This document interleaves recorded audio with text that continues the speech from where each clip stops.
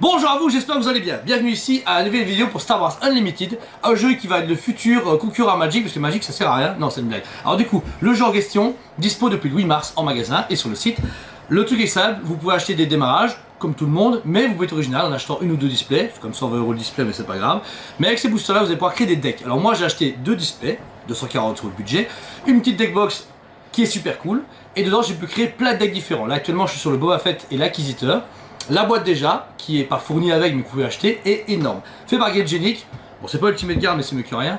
Vous savez ouvrir le couvercle, avec un beau Star Wars Unlimited écrit dessus, un petit plateau pour mettre votre café ou votre bouffe si vous voulez.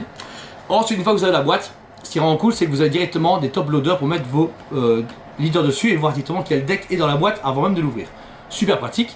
Deux compartiments pour mettre vos decks slivés. Si vous ne les slivez pas et que vous ne jouez pas avec le tapis, Baraki. De toute façon celui qui joue sur tapis au magasin, Baraki. Vous avez deux compartiments qui sont sur le côté où vous pouvez découvrir qu'on peut mettre ici les terrains. Des terrains plutôt des bases qui sont le but du jeu, de péter les bases. C'est clairement démolition, donc si les entrepreneurs vous avez l'habitude. Et vous avez donc le personnage avec sa base et son deck. Et pour finir, des compartiments sur le côté qui sont compris dedans pour mettre des jetons, des dés, du LCBD, tout ce que vous voulez. Tant que ça passe, il n'y a pas de problème. Alors une fois que vous avez ceci, c'est pas compliqué. Vous sortez votre top loader avec un leader qui est double face. Il va commencer avec une face non éveillée pendant le début de la partie.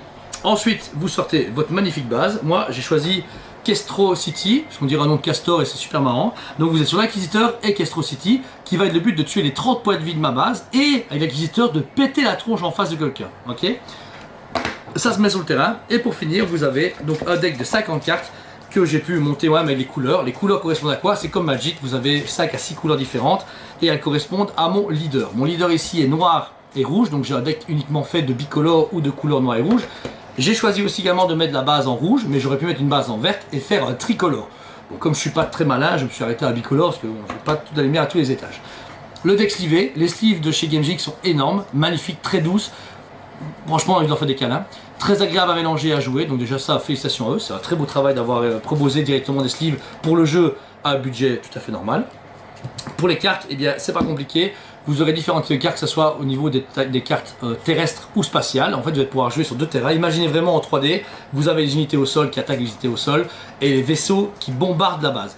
Vous pourrez attaquer forcément entre vous, vous pouvez attaquer les créatures ou les personnages ou les vaisseaux comme vous le souhaitez, mais le but premier, c'est péter sa tête à la base. C'est tout complet. Voilà. Ici, c'est pas une vidéo pour comment jouer, parce que ça, il y a plein de youtubeurs français qui l'ont fait, qui sont trop longs, c'est chiant. J'ai regardé ça dimanche matin, ça prend trop de temps. Mais les cartes sont magnifiques. Vous avez différents types de raretés. Ça va de commune, unco, rare, légendaire. Et si vous tombez sur une showcase, littéralement, vous pouvez acheter une nouvelle bagnole. Mais j'en ai toujours pas de showcase.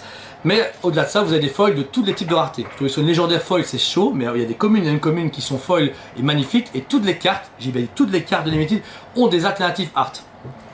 Alors je vous dis pas, des foulards, pardon, des foulards. Donc vous avez des fois des chars comme ça en normaux, et puis d'un coup ils sont en full.